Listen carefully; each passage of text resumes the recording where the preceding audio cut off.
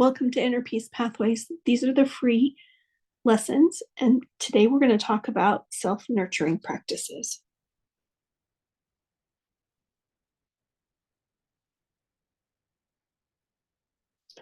Many of the practices that I will introduce to you in the pathways are powerful self-nurturing activities. Things like eating healthy, spending time in nature, moving your body, and meditating. The same goes with finding a therapist or therapy that works with you or works for you. Every act that you take to help yourself recover and build resiliency is an act of self-nurturing. Think about that. Every act, everything that you do, no matter how small, will help you recover and build your resiliency. And those are all acts of self-nurturing. Self-nurturing isn't something that anyone else can give you. It's a gift we give ourselves. And I want you to think about that. I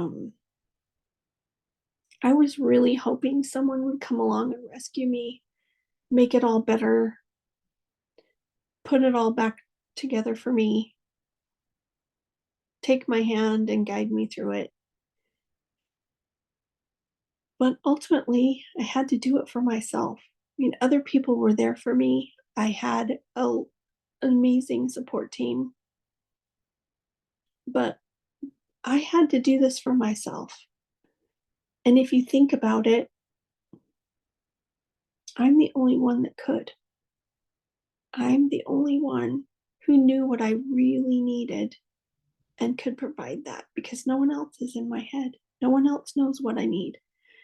So do that for yourself. You're the only one that knows.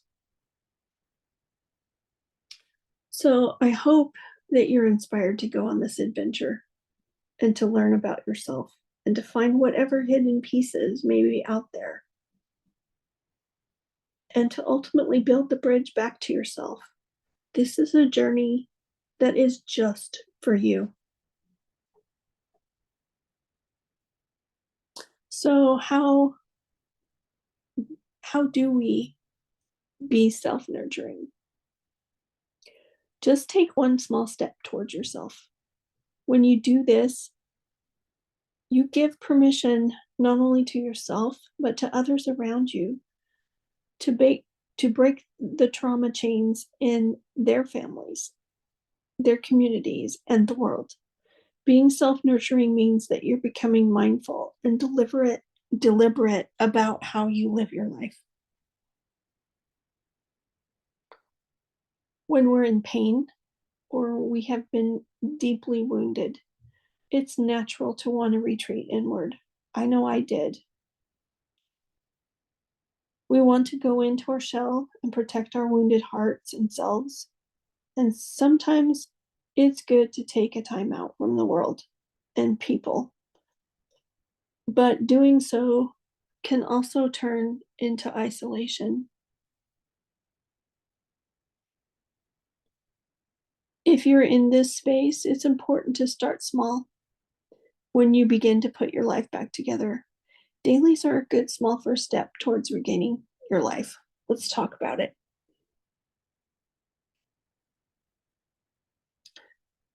We cannot expect to do all of these things at once, but there is something that is calming in the chaos when we can do certain things every day. It brings a sense of accomplishment. To make your bed, for example, we can give our lives order and take back a measure of control when we can do the simple tasks every day. When women are in crisis, this is something that you can do to rescue your troubled soul. In the 12-step recovery programs, these are called dailies. Dailies are something that you can do every day in the category of physical, emotional, mental, and spiritual. Why? This is my big question. I always want to know why. Why do I have to do this? Why is this important?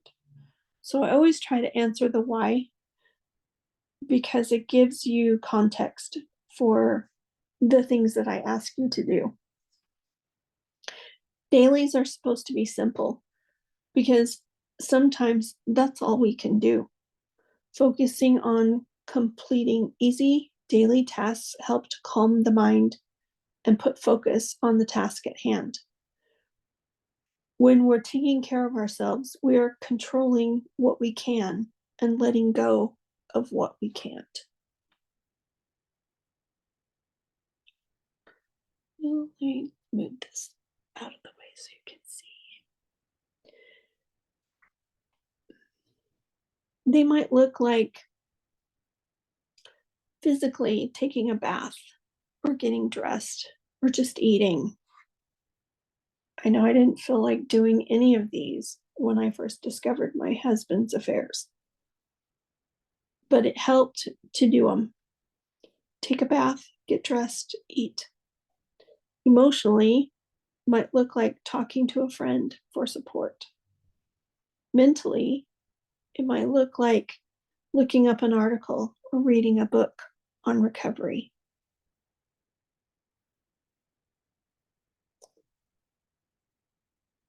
Spiritually, it might look like praying or reading the scriptures or just going on a walk in nature.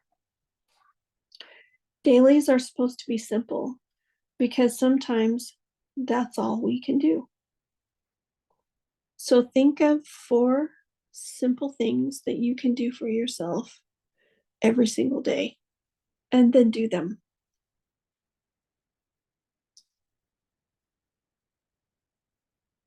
Also, there's something called the emotional check-in. The emotional check-in is another tool to put in your toolkit, especially when you're out of touch with your feelings and your emotions. It's good to do this activity for at least a month to train your brain to identify your emotions, especially when you've been through trauma. It's really hard to know how you feel because you're so numb and so out of touch with your feelings. So, we're going to tell ourselves, check in with ourselves, and tell how we feel um, in each of these categories each and every day. So, physically, check in. How do I feel physically? Am I relaxed? Am I tired? Am I excited? How do I feel physically?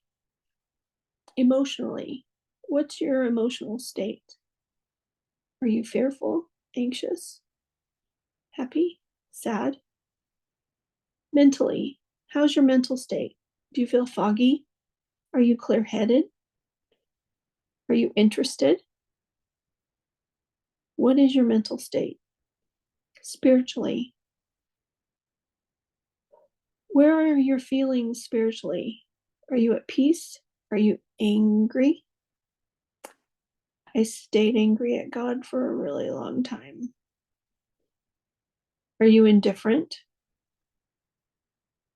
Do you even know how you feel? And sexually, this one was hard for me because this is how you feel about your own sexuality, not sex. How do you feel about your feminine side? Do you feel attractive, ugly, disconnected? Do you feel shame about your body? A lot of us do when we've experienced betrayal trauma because we feel like if only I was more attractive, if only I had lost weight, if only I had been on a diet. Um, and it causes us to disconnect from how we feel about our sexuality.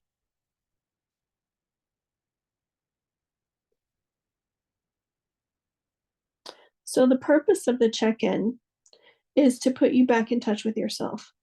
When we experience trauma, we tend to disassociate from ourselves. This is a normal function of the brain when you're traumatized, but it's your job to reconnect to your emotional self. You'll get a good sense of how well you're connecting to your feelings by doing this daily for at least a month. When I used this tool, I used it for 3 months. I felt so disconnected. I still go back to it from time to time um, when I'm feeling like I don't know what I'm feeling. I learned that my feelings were largely shut down in the beginning, and towards the end of the 3 month period, I became more connected to myself.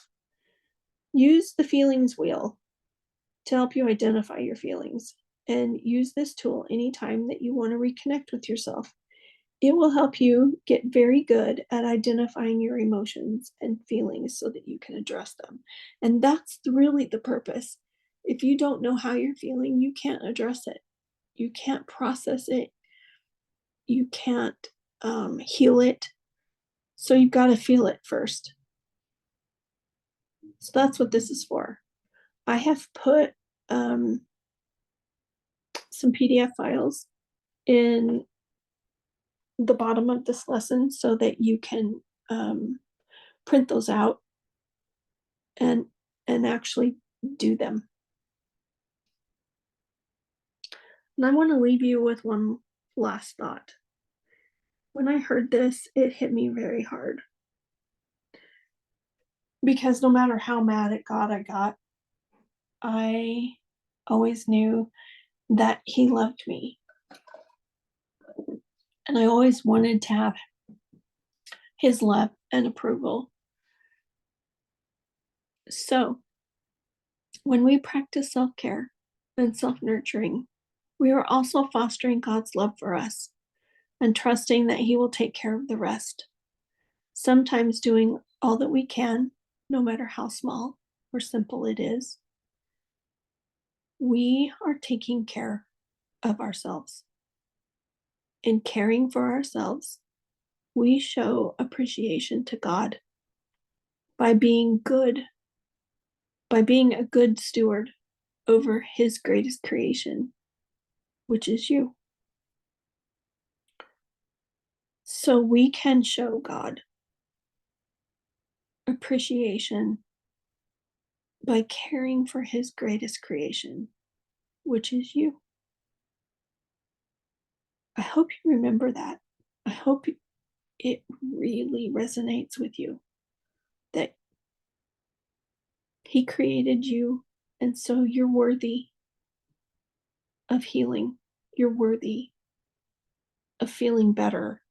You're worthy of overcoming the trauma.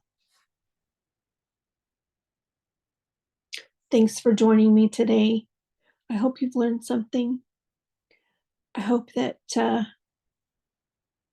we can connect again really soon. If you have any questions, you can reach me at my email, innerpeacepathways.com. innerpeacepathways@gmail.com. Or sign up for my rescue pathway at deborahldall.com. I hope you have a great day. Healing and blessings to you.